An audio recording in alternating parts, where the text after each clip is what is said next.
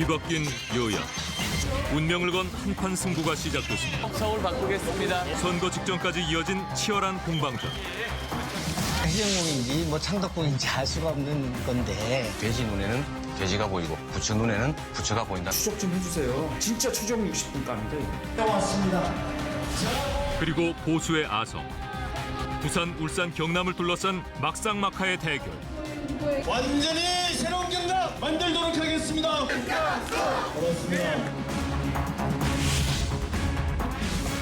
우리 당은 진짜 용서를 구해야 된다고 봅니다. 과연 시민들의 마음은 어디로 향할까? 저희는 바뀌었으면 좋겠어요. 옛날 그런 인식을 좀 깨고 싶어가지고. 과연 뚜껑을 열어봤을 때 상당히 좀 바뀌지 않을까.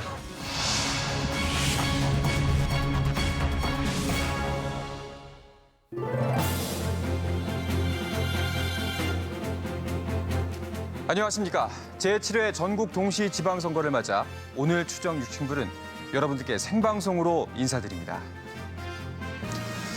아프게 받아들이겠다. 국민 여러분들께 대단히 송구스럽다. 6시 출구조사 직후에 야당 선대위원장들이 보인 반응입니다. 전국 17개 광역단체 중 집권 여당인 더불어민주당 후보의 당선이 유력하거나 확실시되는 곳이 13곳, 야당과 무소속이 3곳, 그리고 경남에서는 아직 치열한 접전이 펼쳐지고 있습니다.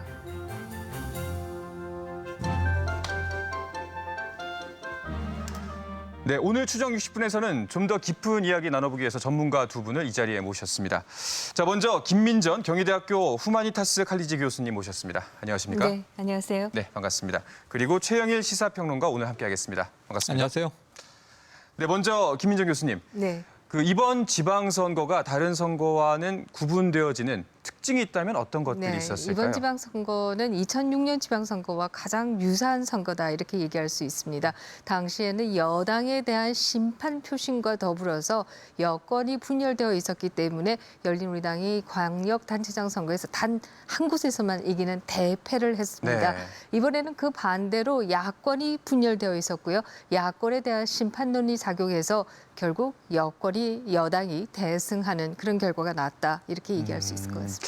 이런 결과에 좀 영향을 미친 요인들이 있다면 어떤 것들이 있을까요? 네, 아무래도 가장 중요한 것은 야당에 대한 심판론이 아직도 지난 대선에서 한번 심판했음에도 불구하고 또 한 번 심판해야겠다라고 하는 그것이 살아있었다라고 하는 얘기를 할 수 있을 것이고요. 두 번째는 선거 기간에 북미 정상회담과 또 남북 정상회담이 있으면서 선거에 관심을 미쳐주지 못한 유권자들이 정당 투표를 주로 했다. 네. 이 정당 투표가 결국은 심판론으로 이어졌다 이렇게 얘기할 수 있을 것 같습니다. 네, 최영일 평론가께서는 이번 선거의 과정과 결과 어떻게 바라보시나요? 그러니까 지금 김 교수님 말씀과 같은 맥락에서 그러면은 왜 야당을 국민들은 심판했을까? 심판하고 있는가? 이걸 네. 고민해봐야 되겠죠. 사실은 이 빅 이슈들에 묻혀서 지방 분권 시대에 이슈도 실종됐고요. 정책과 공약도 없었고 네거티브가 난무하는 선거였는데 네.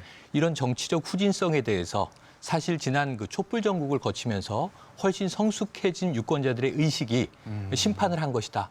사실 이렇게 이슈가 없고 내용이 없는 선거에 투표율이 굉장히 높았단 말이죠. 네, 그렇습니다. 사전 투표율부터 네. 60%를 넘긴 사실 1회 이 지방선거를 빼고는 1회는 좀 특별하게 68% 이상 넘겼습니다만 이번에 60%를 넘기는 높은 투표율을 보였는데 그렇다면 이 투표에 참여한 유권자들의 마음, 민심은 무엇이었을지를 이 정치인들이 조금은 되돌아보는 그런 선거가 돼야 할 것 같습니다. 그렇습니다. 많은 사람들의 관심이 모인 이번 선거, 과연 민심은 어디로 향했을까요? 가장 먼저 가볼 곳은 서울입니다.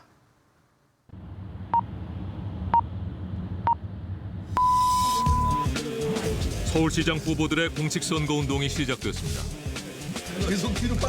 더불어민주당 박원순 후보는 가장 먼저 지하철 청소 노동자를 만났습니다. 어려움들이 또 뭐가 있는지 이런 걸 잘 들어서 제가 이제 나중에 서울시장이 다시 뽑힌다면 그건 가정입니다. 그러면 꼭 반영해드리고 싶어서 청소노동. 역대 서울시장 최초로 3선에 도전하는 박원순 후보. 딸애가 시장 밀고 오시니까 사인을 하나 박 후보는 집권 여당의 압도적인 지지율에 힘입어 일찌감치 1강 체제를 구축했습니다. 같은 시각 자유한국당 김문수 후보는 동대문 시장을 찾아 상인들을 격려했습니다. 이건 얼마입니까? 우리 그냥 5,000원. 야, 이거 5,000원밖에 안 해요. 이거 좀 기자분도 하나씩 사가요. 아니 5,000원 사진만 주지 말고 하나씩 사요. 한편 바른미래당 안철수 후보는 경찰서 지구대를 찾았습니다. 경찰관이 정당한 법을 집행했음에도 불구하고 피해보는 사례가 되게 많이 있습니다. 그런 경우가 좀 없었으면. 시장 되시면 명심하세요. 압도적인 지지율 차로 줄곧 선두를 달린 박원순 후보. 김문수 후보와 안철수 후보의 2위 다툼은 여론조사마다 달랐습니다. 박원순 후보의 높은 지지율은 보수 텃밭인 강남에서도 확인할 수 있습니다. 가만만 하지 마세요. 가만만 하지 마세요. 하겠습니다. 여러분의 사랑받는 강남. 이날 강남 3구 주민 10,000명은 박원순 후보를 지지한다는 서명본을 전달했습니다. 100만 대구를 얻었습니다. 고맙습니다. 강남에서도 새로운 변화의 바람이 불고 있습니다. 우리는 하면 여러분 다 같이 원팀 해주세요. 우리는. 강남도 새로운 정치적 좀 이런 실험을 해보면 좋겠다. 저는 그런 생각이 들어서 제가 여기 사실 25개 구 중에 오늘 사전투표를 여기 와서 했잖아요. 그러니까요. 그래서 뭐 뭔가 큰 변화가 있지 않을까, 큰 사건이 일어날 것 같아요. 야권은 문재인 정부 심판론을 내세우며 박 후보 3선 저지를 위한 맹공을 펼쳤습니다. 문재인 정부 1년이 이러한 왼쪽으로 가는 경제정책 브레이크를 걸어야 되지 않겠습니까, 여러분? 문재인 정부 잘못하고 있는 경제, 민생 파탄 여러분이 심판해 주셔야 됩니다. 김문수 후보의 슬로건은 바꾸자 서울. 공교롭게도 안철수 후보 역시 동일한 슬로건을 내걸었습니다. 우리는 김문수 후보의 유세 현장을 찾았습니다. 서울을 바꾸자라는 슬로건이 안철수 이제 후보랑 같은데 이게 우연입니까? 아니면 서울을 바꾸자는 게 어떻게 공감하고 있다는 뜻인가요? 공감. 왜 바꿔야 합니까? 서울 박원순 시장 7년 동안 미세먼지 바꿔야 안 되겠어요. 재개발 좀 바꿔야 안 되겠어요. 도로 막힌 거 바꿔야 안 되겠습니까? 4층짜리 건물이 대낮에 그대로 주저앉았습니다. 그런데 선거운동 나흘째인 지난 3일 서울 용산구의 한 건물이 무너졌습니다. 소식을 들은 후보자들은 사고 현장으로 향했습니다. 안철수 후보는 현 서울시장인 박원순 후보의 책임론을 제기했습니다. 이건 뭐 구청에다 얘기해도 말이지 뭐 사후 처리를 우리는 당장 지금 먹고 살아야 되는데 배로와 가까운 서울에서 어떻게 이런 일이 생기는지 최종 책임은 서울시 아닙니까? 시장이 전체적으로 책임지고 주인께서 말씀하신 대로 이 빨리 대처할 수 있는 장소 마련해드리고 그래야 된다고 저는 생각합니다. 김문수 후보 역시 사고 현장에 도착했습니다. 그는 이 사고가 서울시의 도시재생 정책이 부른 참사라며 비판의 날을 세웠습니다. 거기도 아주 낡은 건물. 용산에 곳곳에 그런 데가 좀 있습니다. 더불어 재개발 규제를 철폐해야 한다고 목소리를 높였습니다. 박원순 시장은 재개발 재건축을 투기라고 죄악시하면서 아무것도 하지 않아서 지금 우리 도시 자체가 낙후하고 있습니다. 이제 7년으로 충분합니다. 하지만 지지율의 반등 효과는 없었고 선거운동은 어느덧 중반에 이르렀습니다. 사건이셔서 신물이 너무 왜곡 보도가 많습니다. 텔레비에서만 많이 보다가 그런데 바로 이때 누군가 외칩니다. 단일화 해야 돼. 단일화 안 하면 안 돼. 그 말이 답이에요. 열심히 하겠습니다. 단일화만이 답입니다. 다른 거 답이 없습니다. 두 후보의 막판 단일화 여부가 선거판을 뒤흔들 마지막 변수로 떠오른 겁니다.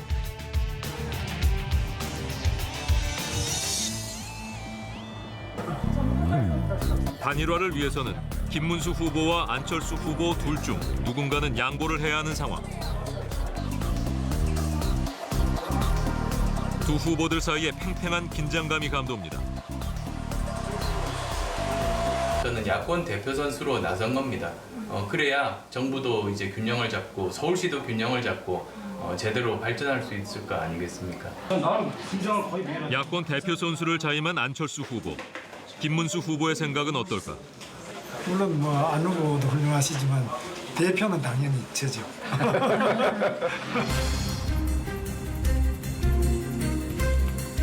토론회에서는 김문수, 안철수 후보의 단일화를 두고 다른 후보의 질문이 이어졌습니다. 1대1 검증 토론 시작하겠습니다. 단일화 하는 겁니까?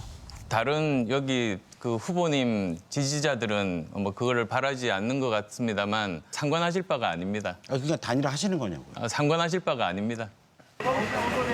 마지막까지 가능성을 열어두었지만 단일화는 결국 무산됐습니다. 안철수 후보는 자신만이 박원순 후보의 대항마임을 강조합니다. 제일 큰 관심사가 누가 박원순 후보를 이길 수 있는 후보인가 이지 않습니까? 그러면 저는 당연히 저라고 생각해요. 저는 확장성도 있고 그리고 또 누구보다도 미래, 그래서 과거의 그 서울시장과 이제 미래 서울을 바꿀 사람과 이렇게 나눌 수 있는 또 유일한 후보니까. 김문수 후보도 자신에게 힘을 실어줄 것을 유권자에게 호소합니다. 곧 분열하고 소멸할 정당과 후보가 대안이 될 수는 없습니다. 안철수 후보를 찍으면 박원순 후보가 당선이 됩니다. 치열한 2위 싸움. 그 결과에 세간의 관심이 쏠리고 있습니다.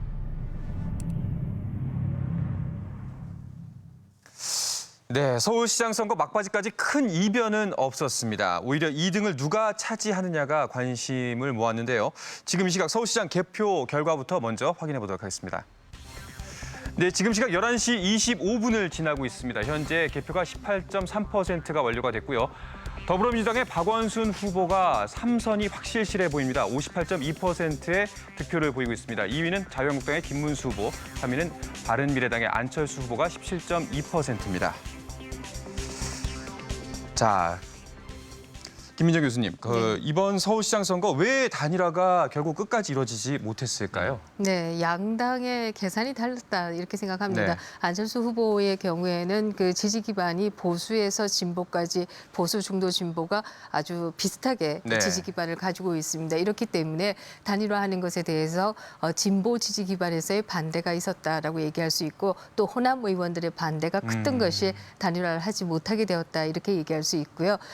또 그게 말해서 자유한국당의 경우에는 단일 후보로 여론조사를 하면 그동안 안철수 후보가 앞서 있었던 것이 사실 아니겠습니까? 만약에 안철수 후보가 단일 후보가 되는 경우에 있어서 지방선거 이후에 있는 정계 개편에 있어서 오히려 주도권을 뺏기는 것이 아니냐 이런 생각 때문에 또 자유한국당에서는 단일화를 또 반대했다. 특히 홍준표 대표가 반대한 것으로 이렇게 네. 기사가 나오고 있죠. 그렇습니다. 최영일 평론가님, 네. 사실 선거에서 2등은 중요하지 않습니다만 네. 서울시장 선거 같은 경우는 굉장히 2등이 중요해 보였거든요. 네. 왜 중요했을까요? 이번에 정치적으로 중요했던 거죠. 네. 박원순 시장을 압도할 수 없었다면, 이길 수 없었다면 바꾸자 서울이라는 같은 구호를 가지고 이제 두 사람의 야권 후보가 이제 경합을 벌였습니다만 사실은 이 선거 이후를 생각해야 되거든요. 선거 이후의 정치적인 미래. 그런데 지금 2위도 아니고 이 나오고 있는 저 숫자가 최종적으로 피니시 라인까지 가게 된다면 안철수 후보가 3등을 하게 되는 거 아닙니까? 네.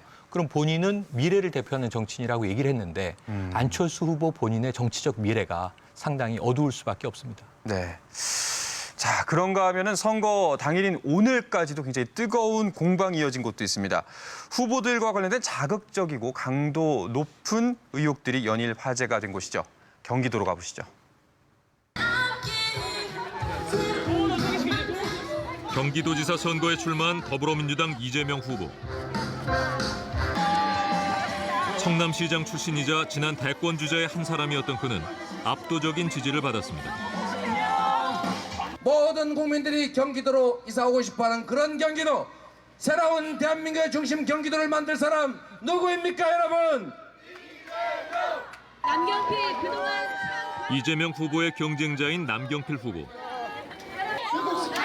현 경기도지사인 그는 지난 6번의 선거에서 모두 승리한 선거의 귀재입니다. 두 후보는 선거 초반부터 날선 공방을 이어갔습니다. 평택 지역의 교통 문제 화끈하게 해결하겠습니다. 클린턴 후보가 미국 국민들한테 이렇게 얘기를 했어요. 바보야! 바보야! 문제는 경제야! 바보야, 문제는 경제야. 어디다가 바보라고 합니까 지금? 국민이 바보입니까? 대학 등록금 이자도 지원했고 청년배당의 이름으로 현금 100만 원 지역화폐로 지급하기도 했습니다. 공짜로 나눠주는 무상복지 받을 때는 달콤합니다. 그러나 자꾸 받으면 독이 됩니다. 그런데 선거운동 중 예상치 못한 변수가 생깁니다. 이재명 후보와 여배우의 스캔들. 여론은 삽시간에 뜨거워졌습니다. 자유한국당 홍준표 대표는 이 후보의 사퇴를 주장했습니다. 그리고 선거를 사흘 앞둔 지난 10일 해당 여배우가 직접 입을 열었습니다. 저희 집에서 태우러 와가지고 이동하면서 바닷가 가서 사진 찍고 거기서도 또 낙지를 먹고 그때 이분 카드로 밥값을 냈어요. 그녀는 이 사진이 이재명 후보가 찍어준 것이고 당시 수개월간 만났다고 주장했습니다. 더 이상 제가 숨길 수도 없고 피할 수도 없어요. 이게 거짓이면 저는 천벌받을 거고 당장 구속돼도 어쩔 수 없어요. 제가 살아있는 제가 증인이에요. 이재명 후보는 흑색선전이라며 유권자의 선택에 맡기겠다는 입장. 결국 의혹은 풀리지 않은 채 선거는 치러졌습니다. 남경필 후보는 이번 논란을 후보의 도덕성 검증이라고 주장합니다. 네거티브 하는데 네거티브는 없는 걸 얘기한 게 네거티브지. 아무 근거가 없는 얘기인 게 네거티브지. 이건 지금 국민들이 궁금해하잖아요. 나와 있는 사실을 답을 제대로 안 하니까 물어보는 것, 검증하는 게 어떻게 네거티브야. 저는 이것도 일종의 기만책이라고 생각해요. 본인의 그 부족함을 감추기 위해서 다른 내용으로 호도를 하는데 근데 공무와 관계없는 영역을 비교한다면 저는 일반 국민 누구도 그런 지적을 해도 괜찮지만 우리 남경필 지사는 그거 하면 안 된다고 생각합니다.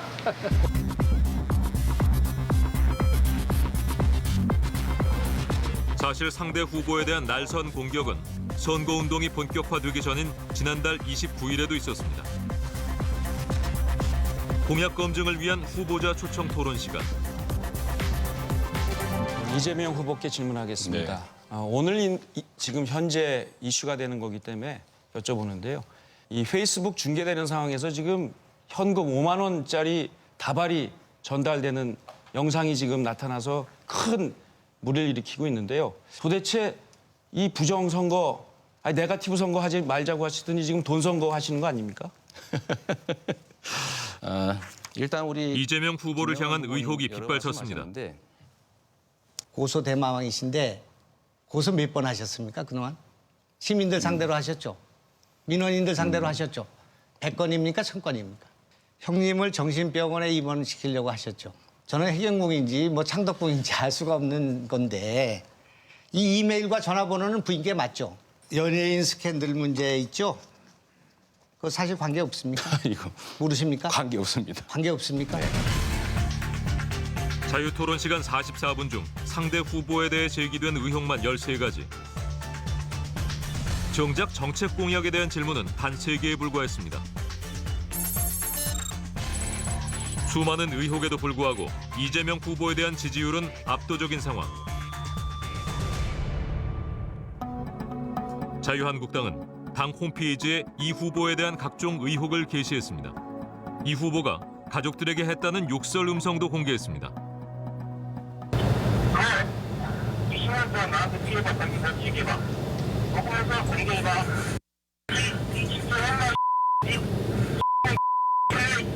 저희 당 홈페이지에 남경필 후보는 후보 검증의 한 과정이라고 말합니다. 후보 검증과 관련해서 알 권리 차원의 검증이다 이렇게 판단을 해서 올렸습니다. 저도 잘한 일이라고 생각합니다. 그러고요 추정 60분이 한번 추적 좀 해주세요. 해경궁 김씨 누군지. 진짜 추정 60분 깜이다 이거. 지방선거를 앞둔 지난달. 광화문에선 매주 토요일마다 이른바 해경궁 김씨를 찾는 집회가 열렸습니다. 해경궁 김씨! 해경궁 김씨는!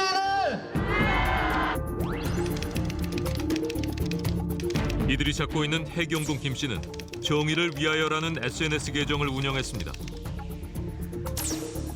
그리고 고 노무현 전 대통령과 문재인 대통령을 비방하고 세월호 유족을 모욕해 논란에 휩싸였습니다. 그 계정주가 누구인지를 밝히고, 왜냐하면 그 계정주는 전현직 대통령에 대해서 명예훼손과 모욕을 했고 세월호에 대해서 비하 발언을 했기 때문에 이런 사람이 누군지를 찾아서 법에 따라서 처벌을 받기를 원하는 게 저희 집회의 목적이죠. 그런데 해경궁 김 씨가 이재명 후보의 부인 김혜경 씨라는 의혹이 제기됐습니다. 과연 진실은 무엇일까? 우리는 해경궁닷컴의 운영자를 만났습니다.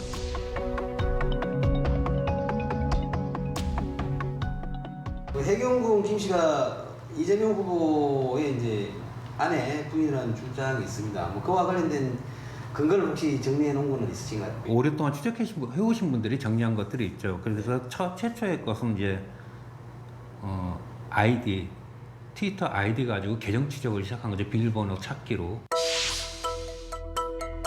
이들은 해경궁 김 씨가 이재명 후보와 오랫동안 SNS로 소통했다는 점, 아이디가 이 후보의 아내 김혜경 씨의 이니셜과 같다는 점에 주목했습니다. 그리고 SNS 아이디를 근거로 추적에 나섰습니다.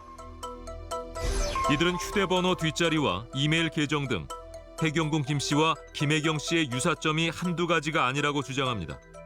해경궁 김 씨가 자기한테 어떤 약점이 된다, 또는 아니면 의혹이다, 그리고 일방적인 상대편의 주장이다라고 생각하면 해경궁 김 씨를 고소하는 게 맞죠. 그래서 해경궁 씨가 누군지 찾아내면 되는 거잖아요. 열성 지지자였어요, 이재명 씨. 아니면 열성 지지자였으면 그 사람이 책임지고 나와서 나는 김혜경이 아니다 라고 얘기하면 되는 겁니다. 그러니까 이재명 씨가 논란이 확대되자 이재명 후보는 아내에게 SNS 계정이 없다고 부인했습니다. 그러나 이마저도 번복하면서 의혹만 더욱 커진 상황.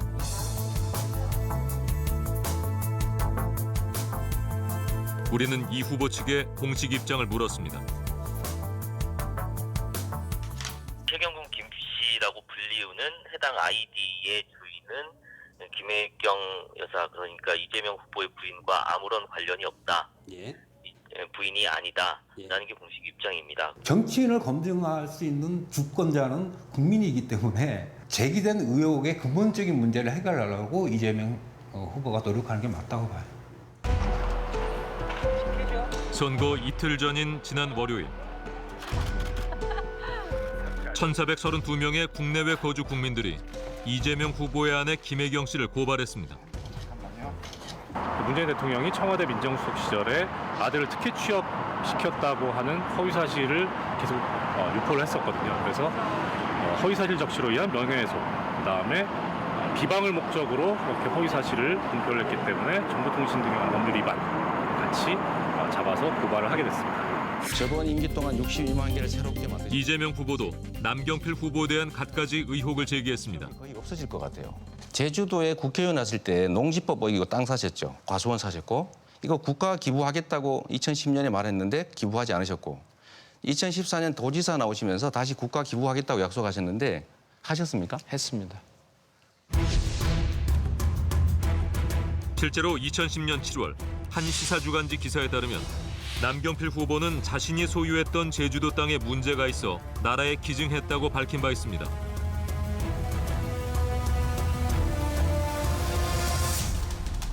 우리는 이 내용을 직접 확인해 보기로 했습니다.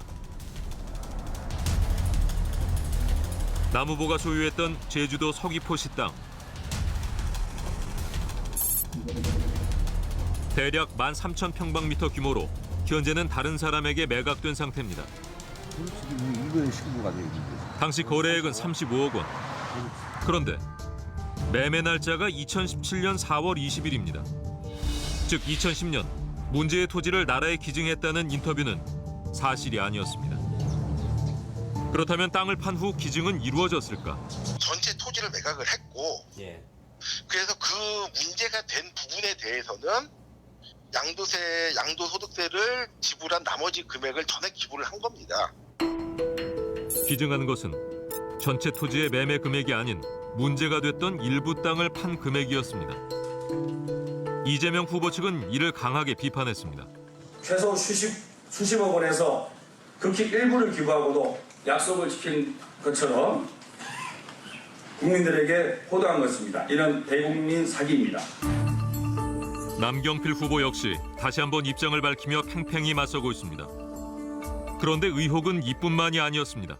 제가 단도직입적으로 묻겠습니다. 경기도 채무제로 맞습니까? 그렇습니다.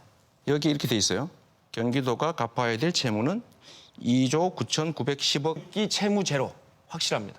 아니면 후보님 잘 아시는 대로 고발하십시오. 지난해 말 경기도가 갖고 있던 채무를 모두 갚았다고 주장한 남경필 후보. 당시 결산위원에게 이 내용에 대해 물었습니다.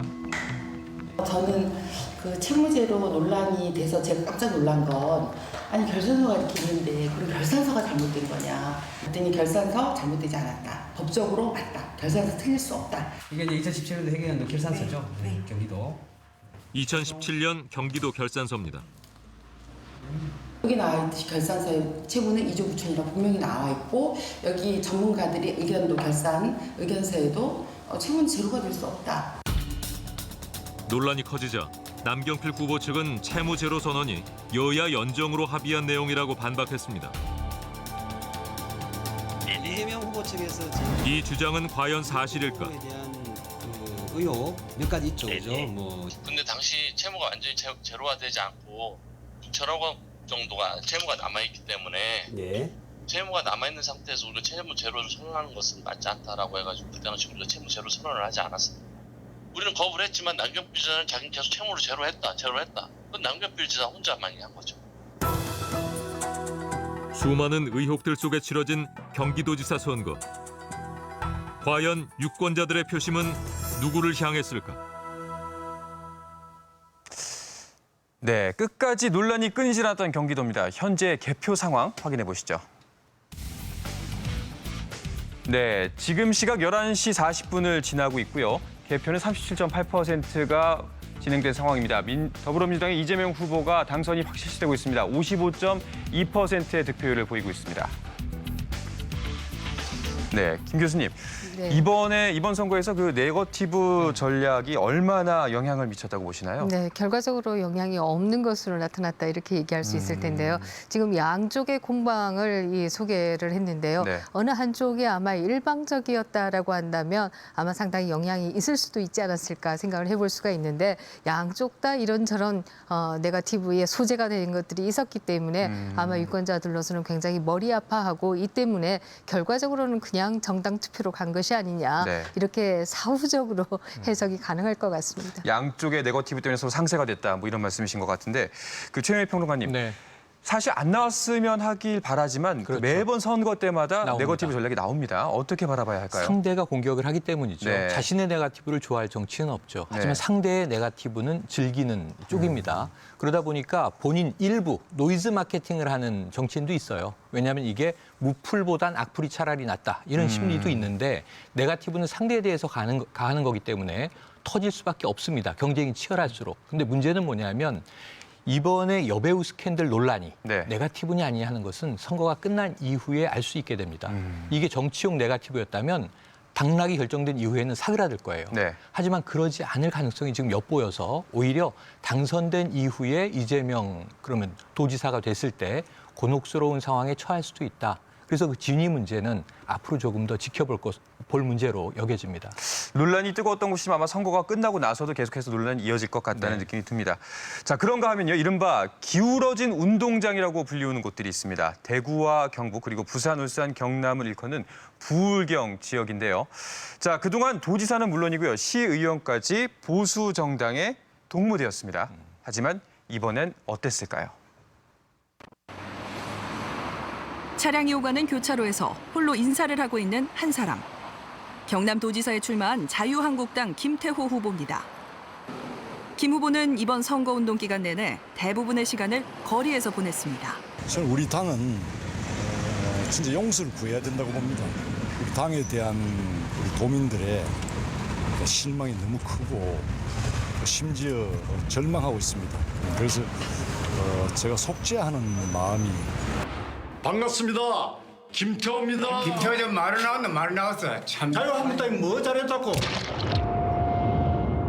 욕 먹어도 싸다. 자유한국당 쟤는 그냥 망했으면 좋겠다. 어머니 죄송합니다.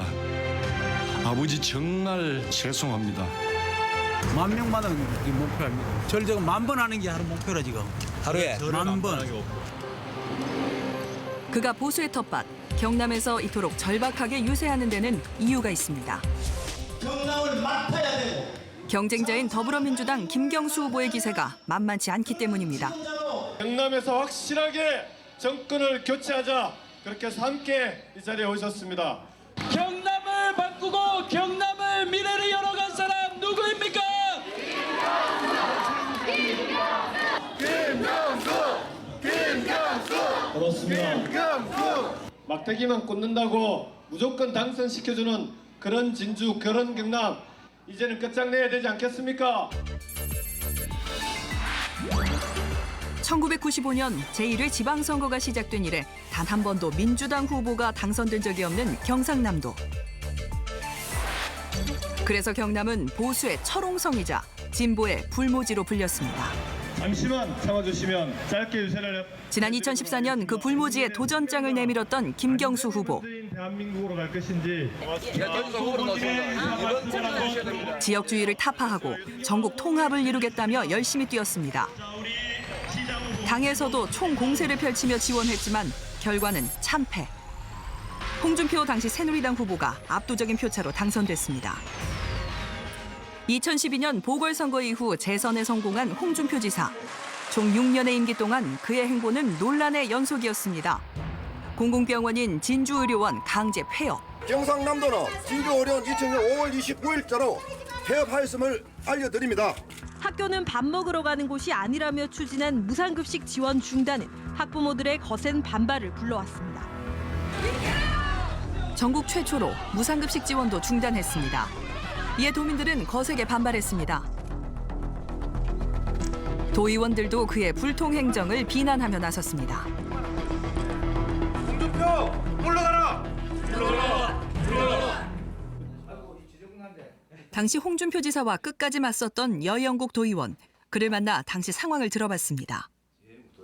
의회 내에서 견제를 받을 수 있는 최소한의 장치도 없었던 거죠. 거의 뭐 90% 이상을 같은 당이 장악을 했기 때문에 뭐 이런 거고. 그래서 지방 정부, 지방 그 권력을, 집행 권력을 견제할 수 있는 건 유일하게 의회인데. 그는 홍준표 지사 임기 당시 시민을 대변해야 할 도의회가 제 역할을 하지 못했다고 털어놨습니다. 집행 권력을 견제할 수 없었기 때문입니다. 조폭과 정치 깡패였습니다. 당시 경남도의회는 자유한국당의 전신인 새누리당이 장악한 상태. 새누리당 도의원들은 수적 우세를 앞세워 홍준표 지사의 정책을 밀어붙였습니다.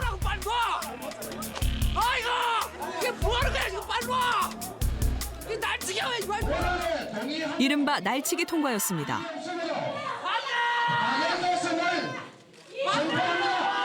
참 허망했습니다. 허망하고 의회를 바꾸지 않으면 경남을 바꾸기 어렵겠다. 이런 생각도 그때 참 많이 했던 거죠. 단식 투쟁만이 유일한 저항 수단이었다는 여영국 의원. 외로운 싸움을 하는 그에게 홍 지사는 막말을 하기도 했습니다. 난 한 번에 책임 한번 져보세요. 그 쓰레기가 단식한다고 해서 부채질이 못 되는 거 때문에 책임지셔야 됩니다. 책임질게. 그 앞에 쓰레기를 좀 치워달라는 걸. 그만 공무원들 동의들 그만 괴롭히고 사퇴하세요. 네? 대가지에서도 귀찮은 갑니다. 홍 대표가 막말을 막 쏟아내고 하는 것도 아마 경상남도 도지사 하면서 더 이제 그런 뭐 소위 경상도 말로 좀 간띠가 부은 거 아니었는가 이런 생각이 들어요. 왜냐하면 무슨 짓을 해도 무슨 말을 하고 무슨 행동을 해도 아무도 견제를 받지 않으니까 누구로부터도 뭐 이러니까 그냥 자기 하고 싶은 대로 나오는 대로 말을 하고 싶은 대로 행동하고. 보수의 철옹성이었던 경남도청. 하지만 이번 선거에선 도청의 수장이 바뀔 수도 있다는 분위기가 감지되고 있습니다.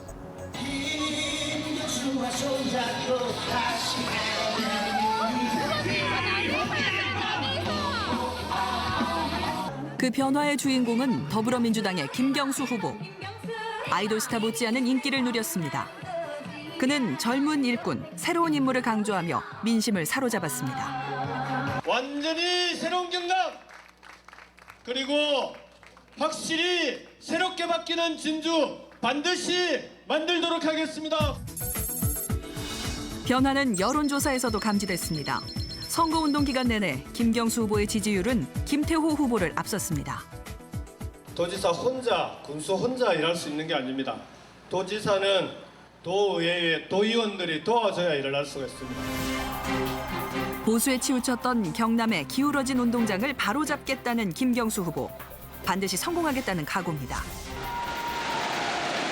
김경수 후보의 약진에 위기감을 느낀 자유한국당. 경남만큼은 사수해야 한다는 강한 의지를 보였습니다. 중앙 권력은 넘겨줬더라도 경남을 내주면 나라를 내주고 나라를 통째로 넘겨주는 좌파천국이 된다 이 말이에요. 과연 자유한국당은 최후의 보루인 경남을 지켜낼 수 있을까? 우리는 패할 자유가 없습니다. 사적 필성으로 유리산 성리를 위해서 힘을 합쳐갑시다. 사즉 필생의 각오로 보수의 철옹성을 지키겠다는 김태호 후보와 파죽지세로 변화를 일으키겠다는 김경수 후보. 이제 결과만이 남았습니다. 네, 지금 시각이 11시 50분을 지나고 있는데요. 지금까지 접전이 펼쳐지고 있는 경남의 개표 상황 알아보겠습니다. 네, 현재 29.3%의 개표가 이뤄지고 있습니다. 차이는 단 1.9%입니다. 더불어민주당의 김경수 후보가 48.9%로 1위를 달리고 있습니다. 네, 개표가 시작된 이래 계속 엎치락뒤치락 하고 있었는데요. 이번에는 아까 말씀드렸던 부울경 중에 하나인 부산시장 선거를 보겠습니다. 개표가 많이 진행이 됐고요. 민주당의 오거돈 후보가 54.4%로 당선이 확실시 되고 있습니다. 네, 최영일 평론가님. 네. 그 김경수 후보 같은 경우에는 불과 2주 전이죠. 네. 드루킹 특검 법안이 통과가 됐습니다. 그렇습니다. 네, 그런데 이거 실제 선거에는 어떤 영향을 미쳤을까요? 이 선거에는 거의 영향을 주지 못했습니다. 네. 왜냐하면은 야권이 굉장히 집중적으로 공략을 해서 국회에서 본회의를 특검법이 통과까지 했습니다만 문재인 대통령이 허익범 특검을 임명한 정도 외에는 아직 하나도 진행된 게 없어요. 이제부터 특검 준비를 하고 6월 말 7월 초에 수사가 개시되면 지방선거가 다 끝난 이후에나 이제 특검이 작동하게 됩니다. 그래서 이 김경수 도지사가 만약 된다면 가정했을 때 도지사가 된 상태에서 특검 이 조사에 소환돼야 하는 그런 상황을 맞을 수 있는데요. 그럼에도 불구하고 6.13 지방선거에는 영향이 미미했다고 볼 수밖에 없겠습니다. 그렇습니다. 김민정 교수님, 앞서 보셨듯이 매번 선거 때면은 이른바 기울어진 운동장 항상 문제가 됐었습니다. 하지만 이 정치에서 균형이 중요한 이유가 어디에 있을까요? 네, 사실 대의민주주의에 있어서 가장 큰 문제점이라고 한다면 주인과 대리인의 문제다 이렇게 얘기할 수 있는데요. 네. 그것은 주인의 이익을 위해서 일하는 것이 아니라 대리인이 자신의 이익을 위해서 일하는 그런 것을 주인과 대리인의 문제다 이렇게 얘기하는데요. 이것을 막는 가장 좋은 방법은 대리인과 대리인이 서로 견제하도록 하는 방법이 그 하나입니다. 두 번째는 국민이 직접 참여하는 방법이 있을 수 있고요. 세 번째는 국민에게 충분한 정보를 주는 것인데요. 그런 면에서 본다라고 하면 대리인과 대리인이 서로 견제할 수 있도록 균형을 이루는 것이 중요한데 안타깝게도 매 지방선거마다 특정 지역에는 특정 정당이 우월한 정당이어서 균형이 이루어지지 않고 있다. 그 때문에 소황제들이 만들어지고 있다. 이것이 문제다 이렇게 생각합니다. 자, 이번에는 사뭇 다른 결과가 많이 나온 것 같은데요. 울산 역시 그동안은 보수 정당의 절대 강세 지역 중에 한 곳이었습니다. 근데 이런 곳에 계속해서 도전장을 낸 후보가 있습니다. 그 현장 직접 확인해 보시죠. 영남 해안 지역에 위치한 중공업 도시 울산. 후보들의 선거운동이 한창입니다. 많은 후보들 중 눈에 띄는 한 사람이 있습니다. 울산에서 한 열 몇 번 지금 떨어진 걸로 저는 알고 있어요. 너무 많이 떨어졌다. 계속 나오가 계속 떨어졌거든요, 그 사람은. 너무 많이 떨어졌다. 그런 이미지밖에 없는데. 울산에서 연달아 낙선의 고배를 마셨다는 겁니다. 그 세월만 무려 30년이 다 돼갑니다. 그는 대체 누구일까? 바로 이 사람, 변호사 출신의 더불어민주당 송철호 후보입니다. 여러분, 울산시장 송철호 후보 몇 번이죠? 2번! 송철호 될 수 있습니까? 네! 송철호 만들어 주시겠습니까? 네! 승리의 그날 함께 부둥켜 안고 감격의 순간을 함께 나눕시다, 여러분! 감사합니다! 감사합니다! 계속된 낙선에도 지역을 등지지 않았던 송철호 후보. 이번에는 사람들의 마음을 움직일 수 있을까? 그런데 바로 이때 이동관 후보님이 어떤 분이냐? 더불어민주당 경선인과 국민 권익비서관을 지냈습니다.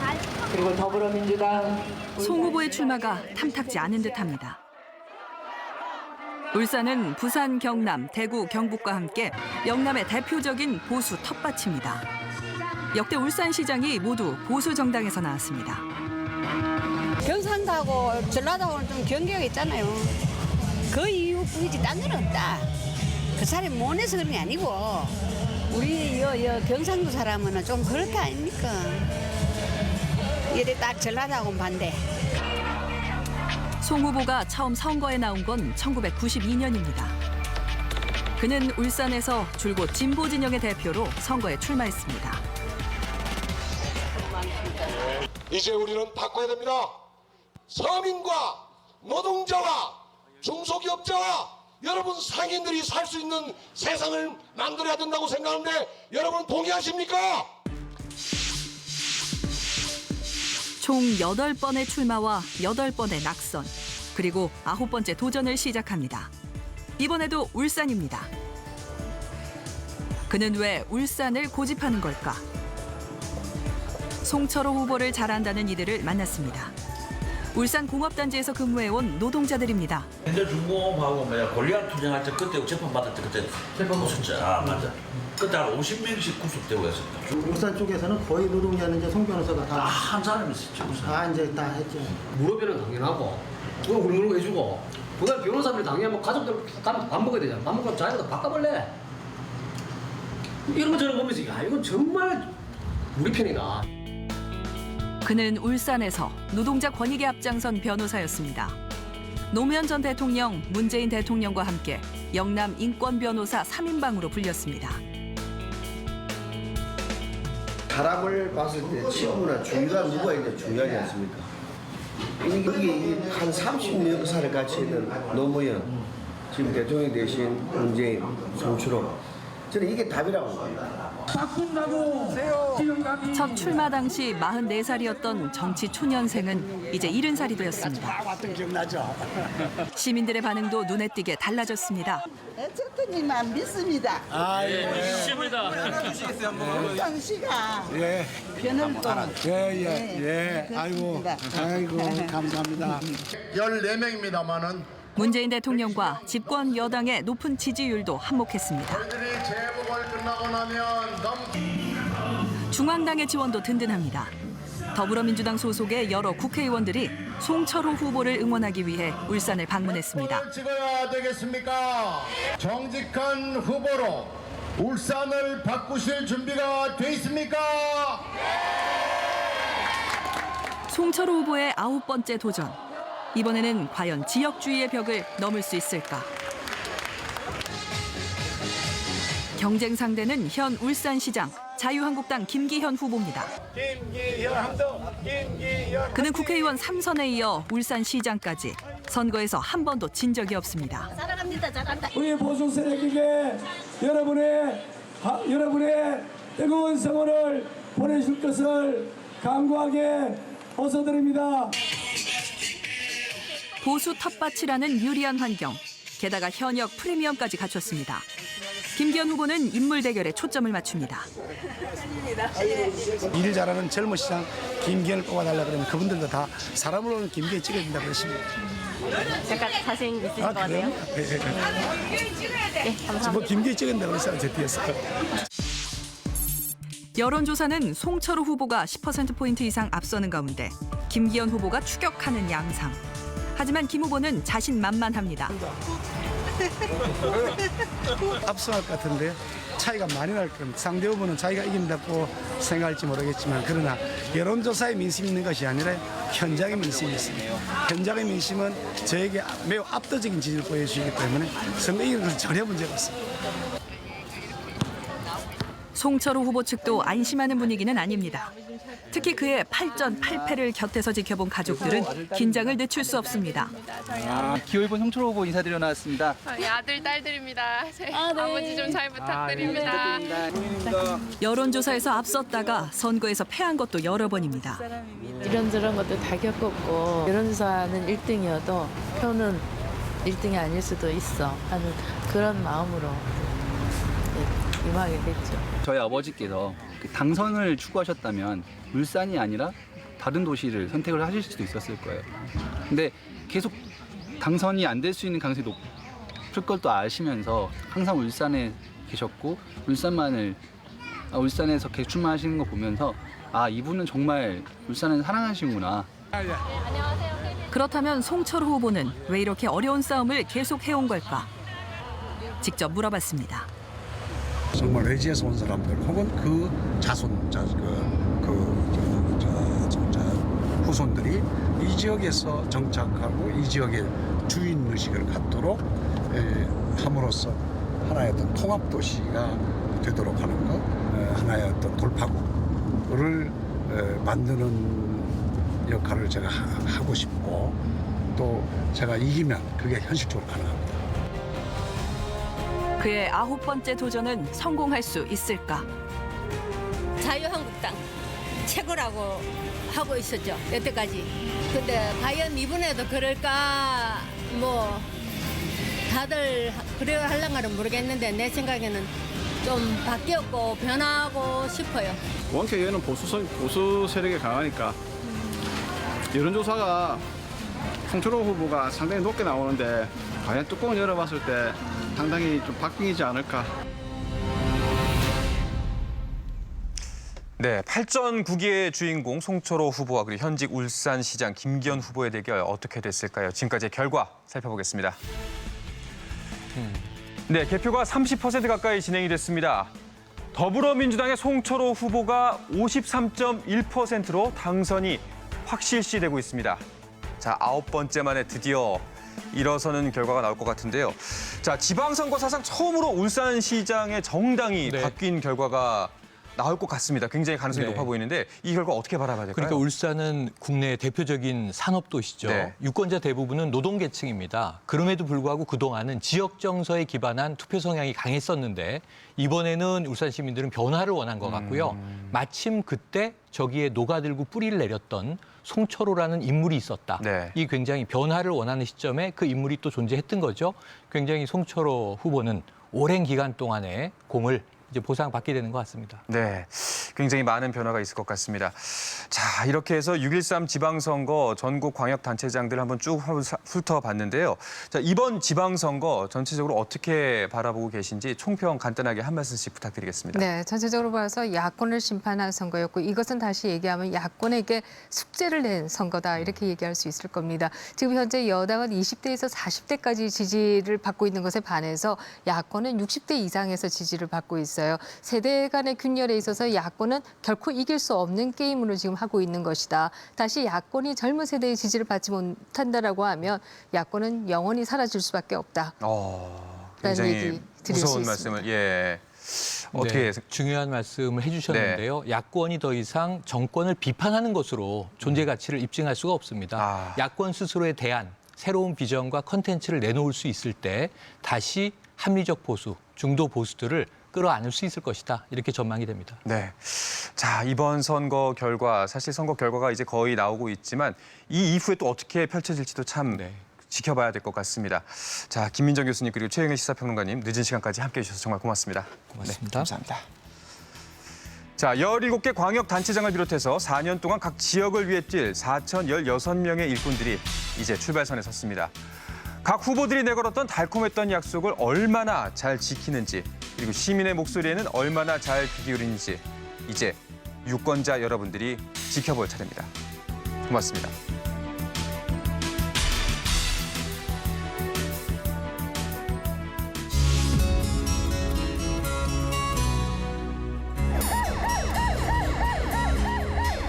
Is this the real life? Is this just fantasy? Caught in a landslide, no escape from reality. Open your eyes, look up to the skies and see.